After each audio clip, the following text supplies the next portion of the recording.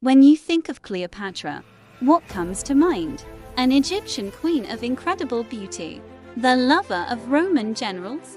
The truth is so much more fascinating. Let us peel back the layers of myth and discover the real story of the last pharaoh of Egypt. First, let's clear up a common misconception. Cleopatra wasn't Egyptian by blood. She was a member of the Ptolemaic dynasty, a line of Macedonian Greek rulers who governed Egypt for nearly 300 years. Born in 69 BCE in the magnificent city of Alexandria, Cleopatra was a direct descendant of Ptolemy I, one of Alexander the Great's most trusted generals. Unlike her predecessors, who largely kept to their Greek customs, Cleopatra was a brilliant exception. She was the first of her line to learn the Egyptian language, a move that endeared her to her people. Her education was extraordinary. She was fluent in at least 9 languages and was well versed in mathematics, philosophy, oratory, and astronomy. She was a scholar on a throne. Her path to power was anything but smooth. At just 18 years old, upon the death of her father, Ptolemy XII, she ascended the throne. But according to tradition, she had to share it. She was forced to see rule and marry her much younger brother, Ptolemy XIII, who was only about 10. This was a political arrangement, not a romantic one, and it was fraught with tension from the start. Powerful court officials manipulated her young brother, plotting against Cleopatra to seize control. They saw her intelligence and ambition as a threat. In a short time, they succeeded in driving her from Alexandria, forcing her into exile. But if they thought that was the end of Cleopatra, they had severely underestimated her. She was a fighter, and she was determined to reclaim her crown. She raised a mercenary army and returned, ready to wage a civil war against her own brother. It was at this critical moment that a new, powerful player arrived in Egypt: Julius Caesar, the most powerful man in Rome. Caesar had come to Egypt in pursuit of his rival, Pompey the Great, whom he had just defeated in a civil war. He arrived to find Pompey already assassinated on the orders of Ptolemy XIII's advisors, a political miscalculation they hoped would earn Caesar's favor. It didn't. Caesar was disgusted and decided to stay in Alexandria to settle the dispute between Cleopatra and her brother. This was Cleopatra's chance. She knew a direct meeting with Caesar was impossible, as her brother's forces controlled the harbor. So, she devised one of the most famous plans in history. According to the historian Plutarch, she had herself wrapped in a carpet or samarcats, a linen sack, and was smuggled past enemy lines right into Caesar's private quarters. Imagine his surprise when this bold, intelligent young queen tumbled out. Caesar, then in his early 50s, was completely captivated. He wasn't just charmed by her daring, but also impressed by her intellect and political savvy. He quickly decided to back her claim to the throne. The alliance between Cleopatra and Caesar was both personal and political. With the backing of Caesar's legions, Cleopatra's forces defeated her brother's army in the Battle of the Nile. Ptolemy XIII drowned in the river while trying to flee, leaving Cleopatra as the undisputed ruler of Egypt. She was now ruling with an even younger brother, Ptolemy XIV.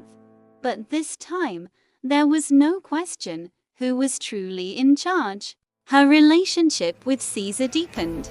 She gave birth to their son, Ptolemy Caesar, better known as Caesarion, meaning Little Caesar. This child was a powerful symbol. He represented the potential union of Rome and Egypt, a dynasty that could one day rule the entire known world. Cleopatra even followed Caesar to Rome, living in a lavish villa where she held court, dazzling the Roman aristocracy with her intelligence and wit. She was a controversial figure, a foreign queen with immense influence over their leader. But this golden period came to a sudden, brutal end.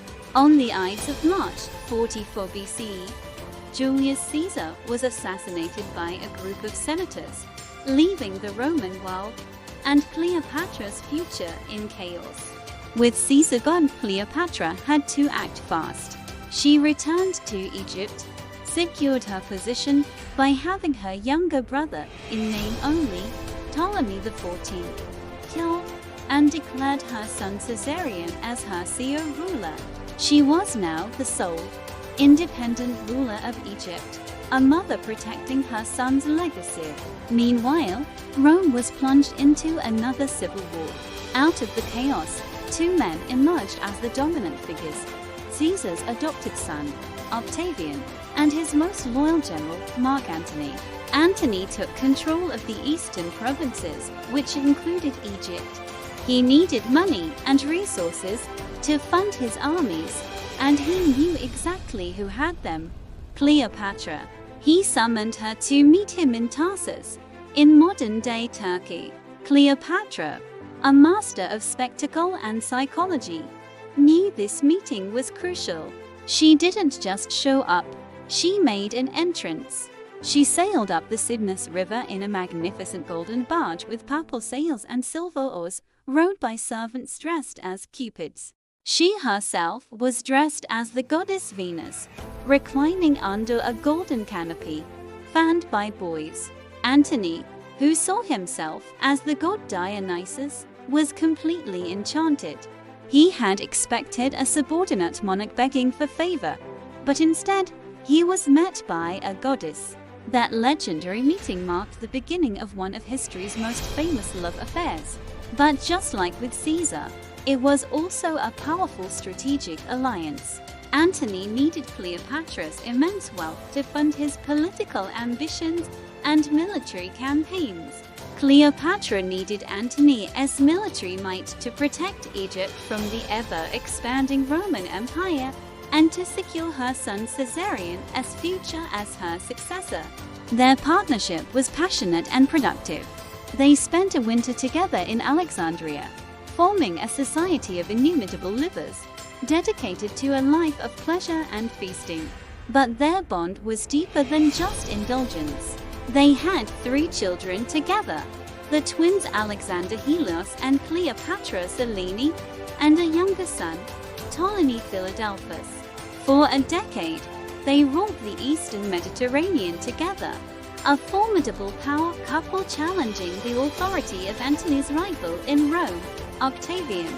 Antony even publicly declared Caesarion as Caesar's true son and heir, a direct challenge to Octavian's legitimacy. He also divided the eastern territories among Cleopatra and their children in a ceremony known as the Donations of Alexandria to Octavian and the Roman Senate. This was an outrage.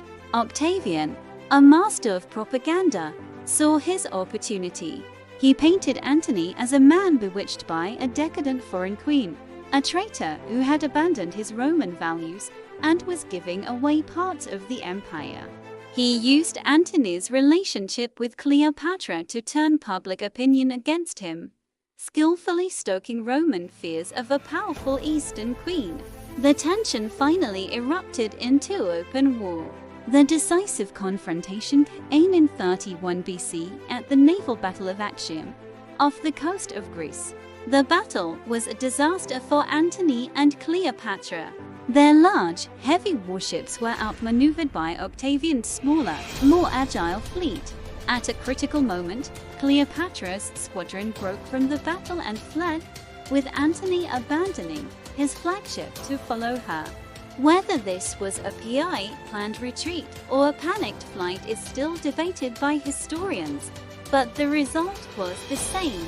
Their navy was destroyed and their army surrendered. The power couple was finished.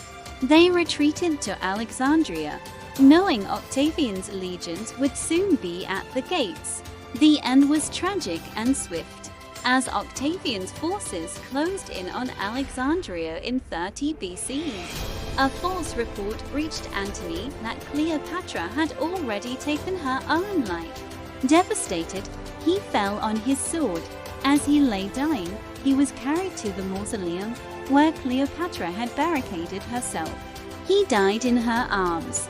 With Antony gone, Cleopatra was left to face Octavian alone. He captured her and planned to parade her through the streets of Rome in his triumphal procession. An ultimate humiliation for the crowned queen. But Cleopatra would not be defeated in that way. She was determined to control her own fate. On August 12, 30 BCE, after dressing in her finest royal robes, Cleopatra died. The most famous account, again from Plutarch, says she had an asp, a venomous snake and a symbol of divine royalty, smuggled to her in a basket of figs. She died at the age of 39, ending not only her own life but also the 300-year reign of the Ptolemaic dynasty and the thousands of years of pharaonic rule in Egypt. Egypt became a Roman province. Octavian had her son Caesarion hunted down and executed, callously remarking that to Caesars are one too many.